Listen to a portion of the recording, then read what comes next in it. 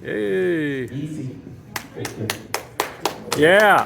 Woo! Right after this, they go to bed. They don't go home. Yes, absolutely.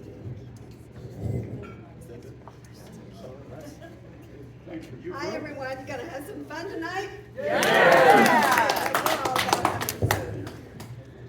Okay, we're all about having fun in our house. We've been married 58 years, so I think it's gonna work. Jim, you went to Phoenix the other day. What happened on your trip? I picked up this hitchhiker. He thanked me profusely, but he said, "Why did you pick me up? I could be a serial killer."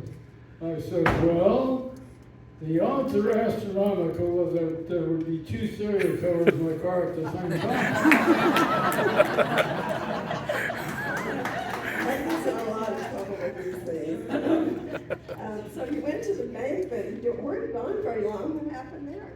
Yeah, I was at the bank, and the lady walked over to me and said, "Please help me with my balance." So I pushed her. Do y'all like to tell jokes in your children? Do anybody like to tell jokes? All right. Good. We have a lot of fun together. So, tell us about Noah and what you know about Noah. Noah was an amazing man in the Bible. He was the first greatly successful investor. He was floating his stock while everyone else was in liquidation.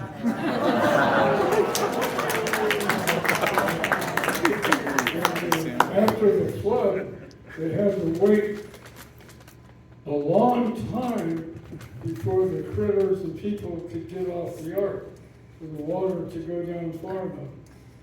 When that day happened, that's when Noah told all of the critters to go out and multiply. He waited for about 6 or 7 hours. He made his final tour of the ark. He found 2 snakes. He said, "I told you to go out and multiply." One of the snakes said, "We cannot do that. We are adders." That's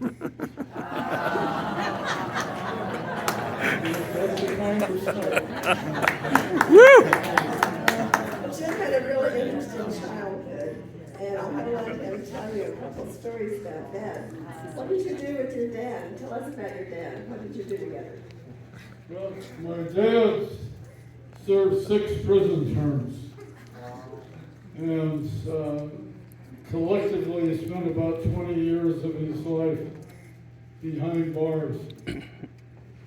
But one time after his 6th and final prison term, he had an honest business. That was selling watermelons. He bought watermelons at 1 cent a pound and sell them to grocery stores in Stockton, California, where we lived at the time. And one night we got back too late to Stockton to go sell watermelons to the various stores that we got melons for. Dad told me to guard the watermelons, which meant staying out of sight, and in the back of the truck, he had an 18-inch high tailgate, so nobody could see me.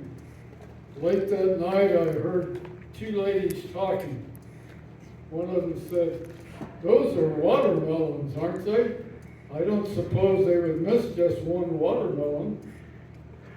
When she reached over the tailgate to try to get a watermelon, I grabbed her hand.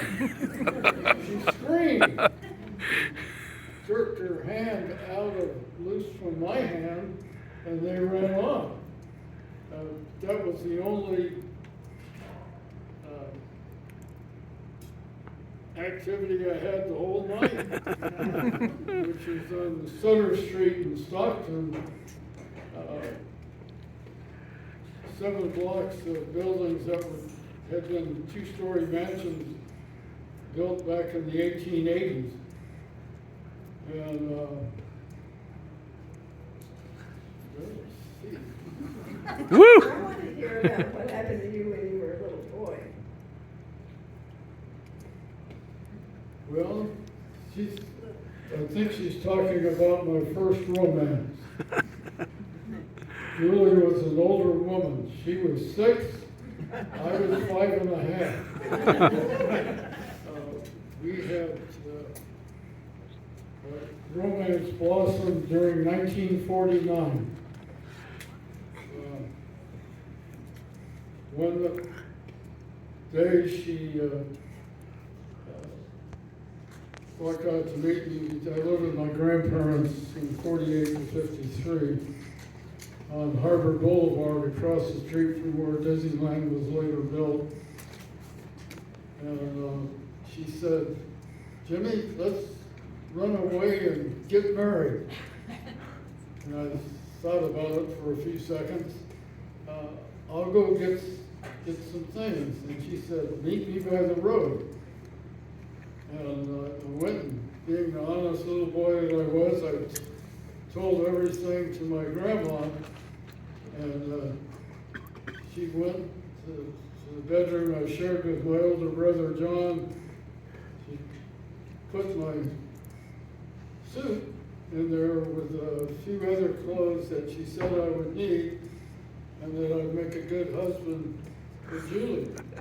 But my grandma waited on the front porch of the house that they had, and I went about 20 feet towards the other side of the property where the Julie's family lived, about 100 feet from my grandparents' home on 2 farm acreages. And I got about 20 feet out, and I started thinking. I said, I don't have any money to do anything, and people are usually lots older than me that get married. And I said, I'm thinking this not out loud, and I said, what if Julie cannot make the peanut butter jelly banana sandwiches that my grandma did? And I thought about it more, and I set my suitcase down and thought some more, and then I picked the suitcase up and walked back to where my grandma was still standing on the porch. And I said, I thought it through, Grandma, and I want to stay a bachelor. So that evening, I was on the front porch of the house playing with, I had 4 wooden train cars, including a caboose. And I'm just kind of playing around and pretending I'm an engineer. And suddenly I sensed somebody near me. It was Julie. And she was getting much more mad by the moment. And she grabbed the caboose off the porch. She took a few steps, turned around, and threw it at my head. And the corner of the caboose fit right in the middle of this eyebrow, and the scar stayed there for over 50 years. Whoa. And after that, my ardor waned considerably about Julie. Woo! We're going to leave you with that one more joke. Do you know what cats eat for breakfast? Mice Krispies.